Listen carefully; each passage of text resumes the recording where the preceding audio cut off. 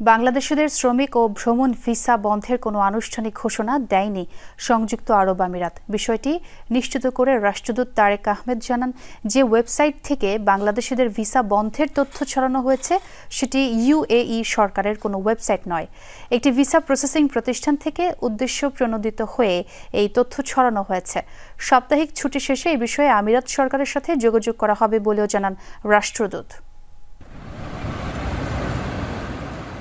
বাংলাদেশ সহ ৯ দেশের শ্রমিক ও ভ্রমণ ভিসা নিষেধাজ্ঞার খবর ইউএই ভিসা অনলাইন নামে একটি ওয়েবসাইটে প্রকাশ হয় ১৭ সেপ্টেম্বর, যা শনিবার বিভিন্ন বাংলাদেশি সংবাদ মাধ্যমে প্রকাশের পর সামাজিক মাধ্যমে ভাইরাল হয়।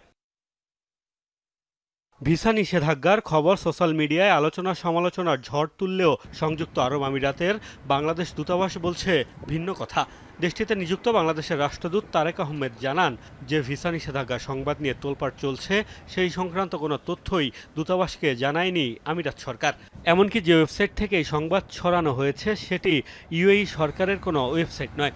রাষ্ট্রদূতের আশঙ্কা, উদ্দেশ্য প্রণোদিতভাবে এই তথ্য ছড়ানো হয়ে থাকতে পারে।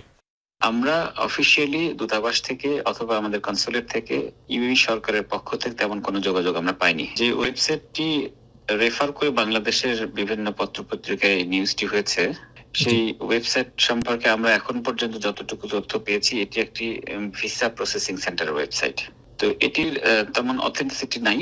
তবে আমরা এখন পর্যন্ত যেটি বুঝতে পারছি যে এটি একটি ভিসা সেন্টারের দুরভিসন্ধিমূলক পোস্ট হতে পারে।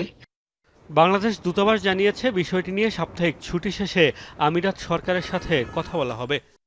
আমরা যদিও আজকে ছুটির দিন, আগামীকালকেও ছুটি থাকবে, আমরা এই 2 দিন ব্যক্তিগত যোগাযোগের মাধ্যমে চেষ্টা করব এই অথেন্টিসিটিটা বের করার জন্য। সেটি সম্ভব না হলে সোমবার ইনশাআল্লাহ চেষ্টা করব যে এটা আসলে কতটুকু সঠিক।